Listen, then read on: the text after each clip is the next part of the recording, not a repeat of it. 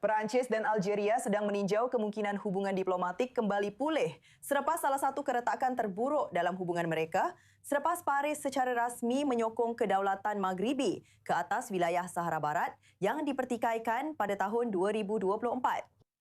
Menteri Kehakiman Perancis Gerard Darmanin kini berada di Algeria dengan isu koordinasi keselamatan, migrasi dan nasib wartawan Perancis yang ditahan, Christophe Blaise, semuanya menjadi agenda perbincangan.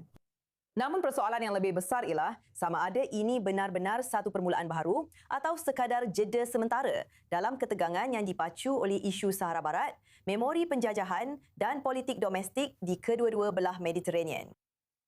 Bersama kita untuk membincangkan lebih lanjut, Gerard Baspian, penanalisis geopolitik yang bersama kita dari Paris. Gerard, apabila Perancis dan Algeria bercakap tentang bab baharu, adakah ini benar-benar mengenai hubungan dua hala?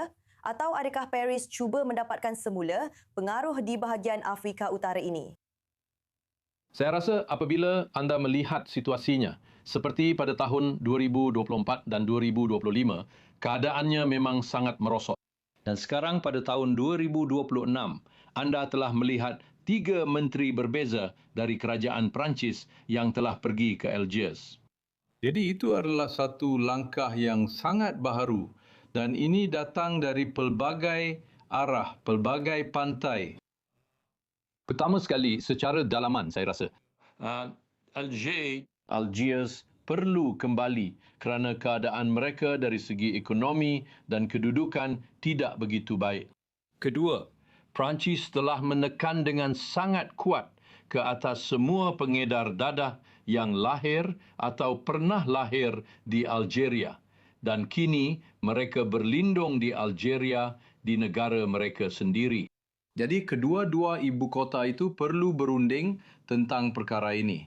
Dan parameter ketiga ialah pengaruh dari Rusia. Pengaruh Rusia sangat kuat di Algeria, tetapi keadaan di Rusia sekarang sangat teruk. Jadi Algeria sedang cuba mencari jalan lain untuk memainkan peranan antarabangsa di kawasan Mediterranean. Sejauh mana kemungkinan pencairan ini berkait rapat dengan Sahara Barat? Bolehkah Paris memperbaiki hubungan dengan Algiers tanpa menarik balik pendiriannya mengenai kedaulatan Maghribi ke atas kawasan itu? Tidak, saya tidak fikir kita akan mengubah apa-apa dalam hubungan dengan Maghribi. Kerana sekarang anda tahu, itu memang pendirian rasmi dari kerajaan Perancis. Kita tidak akan berundur. Dan ini adalah satu hakikat dalam komuniti antarabangsa, boleh dikatakan begitu. Amerika Syarikat telah mengiktiraf kedaulatan Maghribi ke atas Sahara Barat. Jadi saya rasa itulah situasi yang akan berlaku dengan Perancis. Kita akan menekalkannya. Algeria cuba menjadi suara serantau mengenai Gaza, rakyat Palestin, dan apa yang dipanggil sebagai perjuangan anti-kolonial. Sekarang, dengan semakin banyak geseran daripada Presiden Perancis Macron dan Presiden Iris Katram, serta Perdana Menteri Israel terhadap dasar-dasar Israel berkaitan Gaza dan Iran, adakah ini menyebabkan Algeria lebih cenderung ke arah Perancis berbanding sebelum ini?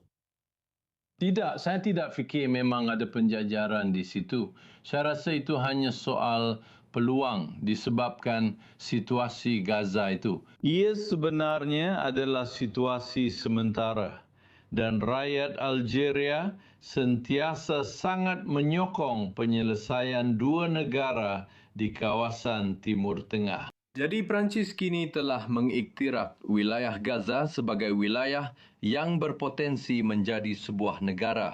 Jadi terdapat persamaan antara kedua-dua negara, bukannya penjajaran. Apakah yang paling anda nantikan sebagai petanda apa yang akan berlaku seterusnya daripada lawatan Menteri Kehakiman Perancis itu? Saya rasa begitu.